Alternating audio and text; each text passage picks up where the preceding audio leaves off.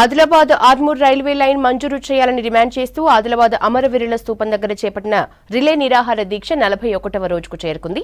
కేంద్ర ప్రభుత్వానికి కనువిప్పు కావాలని 41వ రోజు అర్ధనగ్న ప్రదర్శన చేశారు. ఆదిలాబాద్ జిల్లాలో రైల్వే లైన్, సిమెంట్ ఫ్యాక్టరీ, విమానాశ్రయం, నవోదయ ఉన్నత విద్యా సంస్థలు ఏర్పాటు చేయాలని డిమాండ్ చేశారు. లేదంటే వచ్చే పార్లమెంట్ ఎన్నికల్లో బీజేపీ అభ్యర్థుల్ని ఓడిస్తామని హెచ్చరించారు.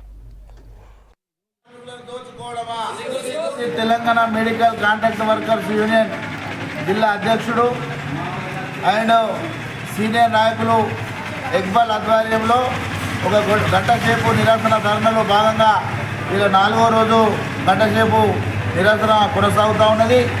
ఈ నిరసన ముఖ్య ఉద్దేశం సంబంధిత కృష్ణా కన్స్ట్రక్షన్ ఏజెన్సీ యజమాని అగ్రిమెంట్ ప్రకారం డిఎంఈ సర్కులర్ ప్రకారం జీవో 60 ప్రకారం ఏదైతే 15,600 వేతనం ఇవ్వాల్సి ఉన్నదో అందులో భాగంగా మెయింటెనెన్స్ పేరు మీద 1,000 రూపాయలు దోచుకొని ఇలా 11,000 రూపాయలు ఏదో పుణ్యంకు ఇస్తున్నట్టు కార్మికుల అకౌంట్లో వేయడం జరుగుతూ ఉన్నది.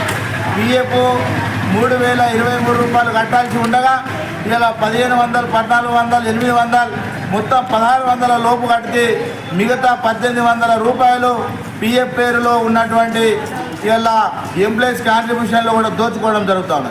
ఈఎస్ఐ 484 రూపాయలు కట్టాల్సి ఉండగా అందులో 61 రూపాయలు కట్టి 423 రూపాయలు కార్మికుల ఈఎస్ఐ పేరు మీద కూడా వచ్చే డబ్బును కూడా దోచుకోవడం జరుగుతూ ఉన్నది.